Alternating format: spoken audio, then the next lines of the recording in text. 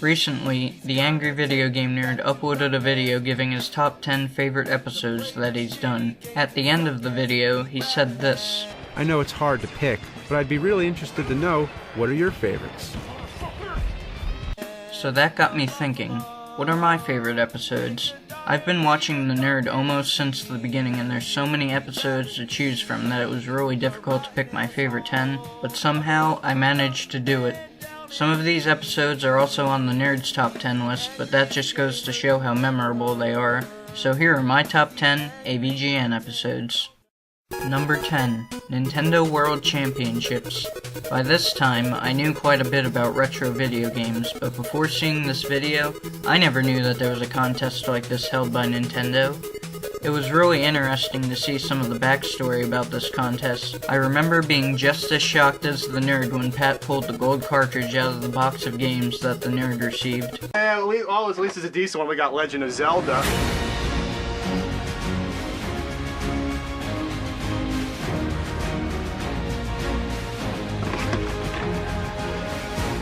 I also remember getting a little scared when the Nerd smashed the games at the end. Nintendo World Championships is poop on a pedestal. It's an over-glorified holy shit grail. Fuck it to hell, fuck it to high heaven, purgatory, and all existence. Yes! Yes, I won!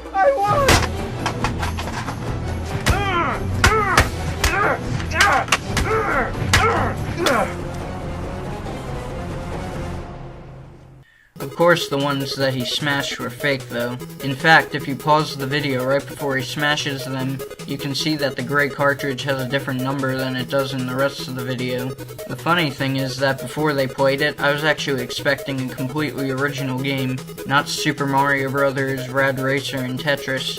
It's a great episode, though, and after seeing it, I bought a Blu-ray production cartridge of Nintendo World Championships. Number 9, Sword Quest. This was another really interesting episode. The Nerd really goes into detail about the Sword Quest contest where Atari was to give away $150,000 worth of prizes. Before Atari could give away all the prizes, though, they sold the company and shut down the contest. It had been a long-lasting rumor that the guy who had bought Atari, Jack Tramiel, was in possession of the remaining Sword Quest prizes, with some people who worked in the business saying that they had seen the Sword Quest sword hanging in his living room. This rumor was proved false after Tramiel died. The remaining prizes didn't belong to Atari and instead to the Franklin Mint, so the purchase of Atari didn't include the prizes. The remaining prizes were melted down to make new items after the plug was pulled on the contest. It's kind of a sad ending to the story, but at least it's a better ending than Jack Tramiel having possession of the prizes. It's another great episode and worthy of this list. Number 8, Ghostbusters. Ghostbusters has always been a movie that I really liked, so imagine my excitement when I found out that there was a Ghostbusters game. Before seeing this video, I had no idea. I have this game on NES and it's really not that bad. I've never been able to beat it, but it's a fun game. The Sega Master System version that he reviews is even better. I don't really have a lot to say about this episode, but it's still one of my favorite ones to watch. By the way, I actually like the new movie even though most people hate it. I personally think it could have had a slightly better storyline, such as the new Ghostbusters being the daughters of the original Ghostbusters, but it's still a good movie. Number 7, Cheetah-Men. In this episode, the Nerd talks about the final game on the shitstorm known as Action 52. Even though most people consider Cheetah-Men to be just as bad, if not worse, than the other games on Action 52, I actually like it. Despite all of its flaws and glitches, I think it's a pretty fun game. It's as much fun as this episode is to watch. It also has really good music in my opinion.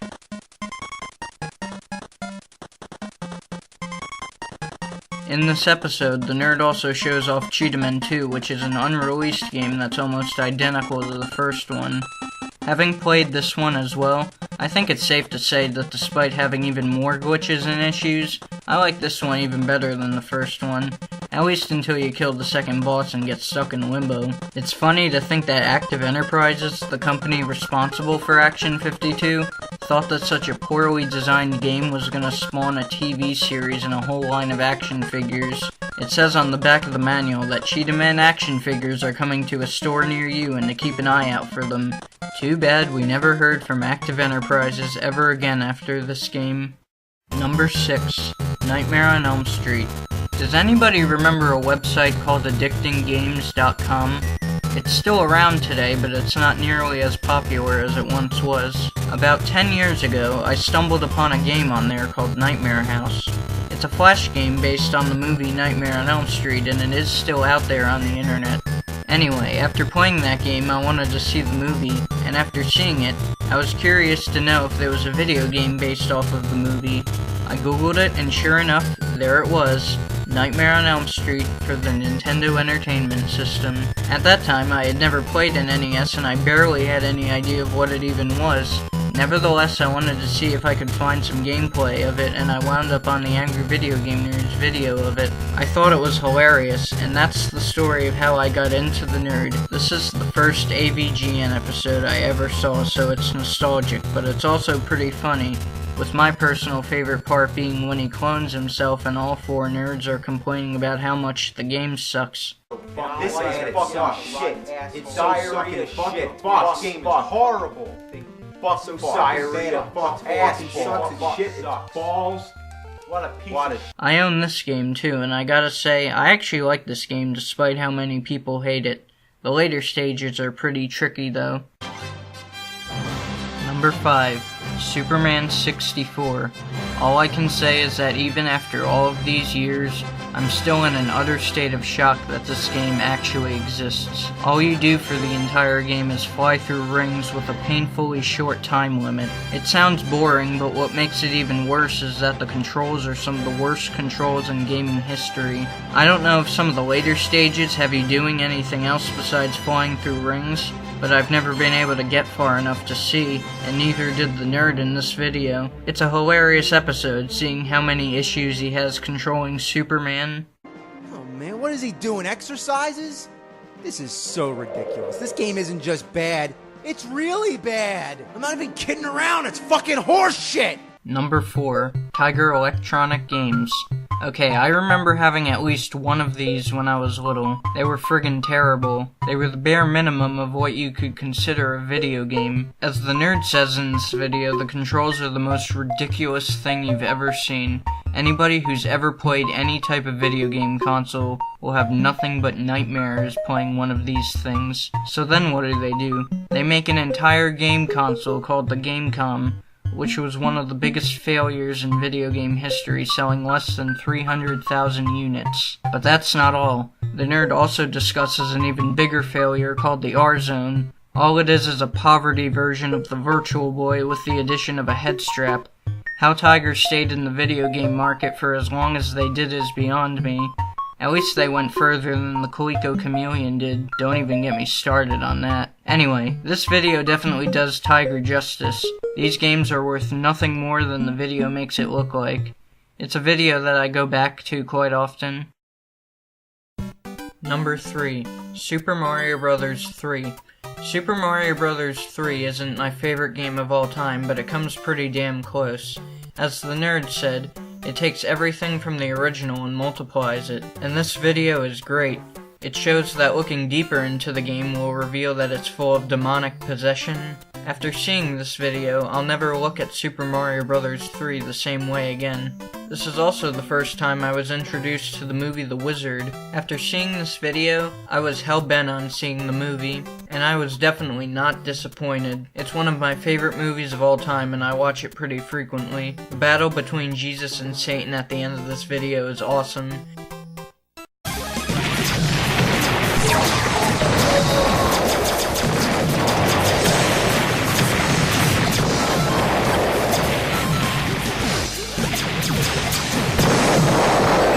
Super Mega Death Christ 2000 BC version 2.0 beta, bitch! Number 2.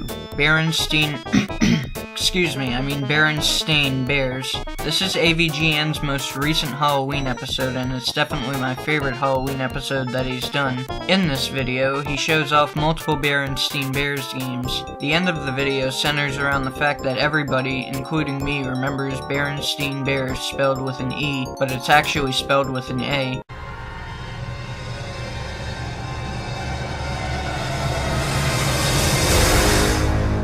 No. It can't be!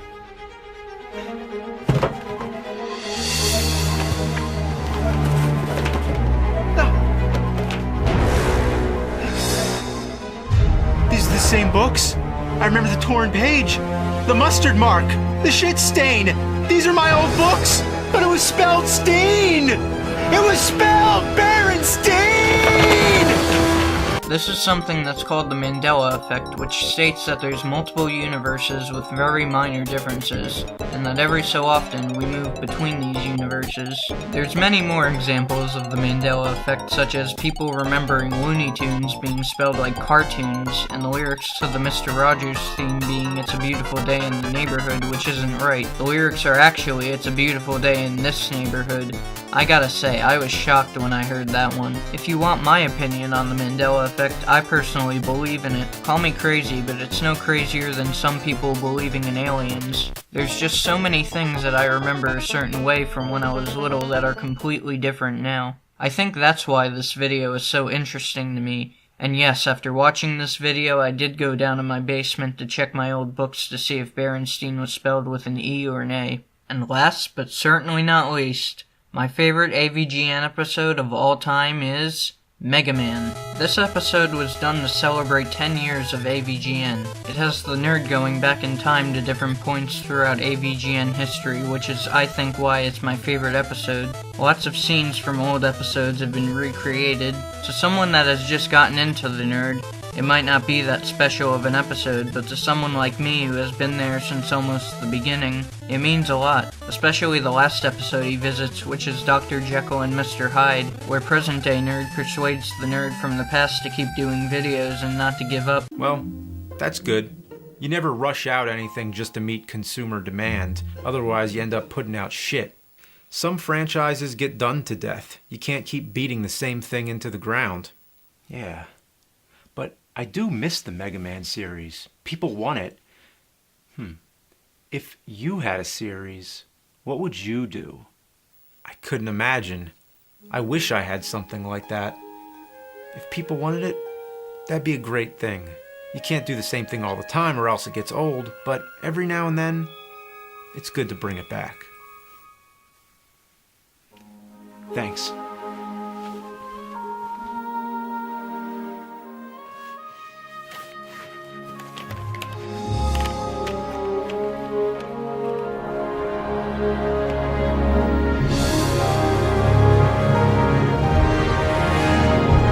This episode couldn't have been written and put together any better than it was. It came out absolutely perfect. Like I said, you need to have been here since the beginning to get the full effect of the episode. The Angry Video Game Nerd is responsible for getting me into a lot of retro games, some of which I probably would have never heard of otherwise. He inspired me to start a retro game collection of my own, and he's kept me laughing all along the way. I've met him several times and even appeared for a split second in one of his videos. Yes, that's actually me at one of his live events about 5 years ago. So thanks for watching my list of top 10 Angry Video Game Nerd episodes. See ya.